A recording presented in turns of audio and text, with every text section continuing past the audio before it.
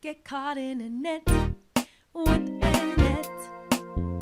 For your mind, body, and soul. Get caught in a net with Annette. It's your intellectual radio show. Here to inspire you and encourage you to be your very best. Get caught in a net with Annette. Dr. Graham, I call you brave. You want to know why I call you brave? Sure. Because this is not an easy topic to tackle.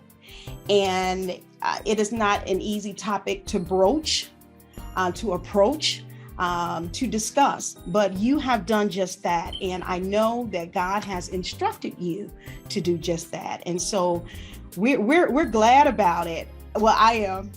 Talk about myself. I'm glad about it. But I have some questions that I want to ask you on today. First off, I want to ask about, because I actually call this the big elephant in the room. And I really say it in the church room. I'm talking about mental issues. Let's start off with talking about the importance of you writing this book.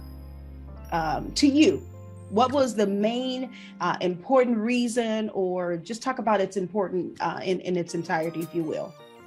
Okay, well, to start, what I experienced in my own personal life, some of the mental struggles that I had with my own personal experiences, and then from what I observed in my family and in the church.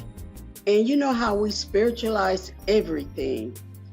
And as I, completed my studies in psychology, I realized that we can't demonize everything, especially mental health issues.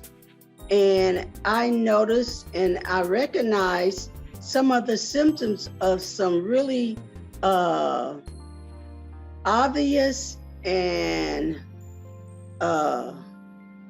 I guess I would say common mental disorders as I continued my studies. And I knew that they weren't possessed by demons. I knew that they were having some real mental struggles. And I began to think about some solutions and especially how pastors and leaders in the church are first responders for those individuals who were struggling. And most of the time they really didn't know how to approach it or how to deal with it.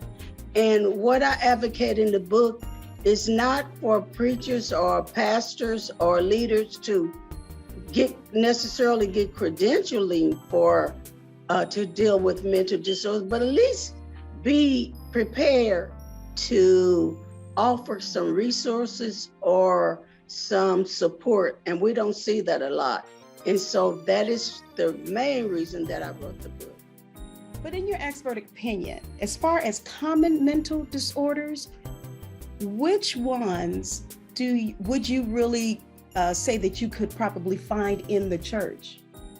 I think depression is at the top of the disorders in the church, depression, because we were always taught to believe that, the joy thing that we talk about, and we do have joy, but a lot of times we were told to just, shout over it or go to the altar, get blessed or get anointed, read your Bible more, fast more, pray more. But, we go through things just as much as everybody else. Just because we are believers does not exempt us from what happens in life from day to day. But because we weren't taught how to deal with those things, then a lot of believers in the church suffer from depression more than anything else, because we aren't equipped to really deal with it from a mental health perspective.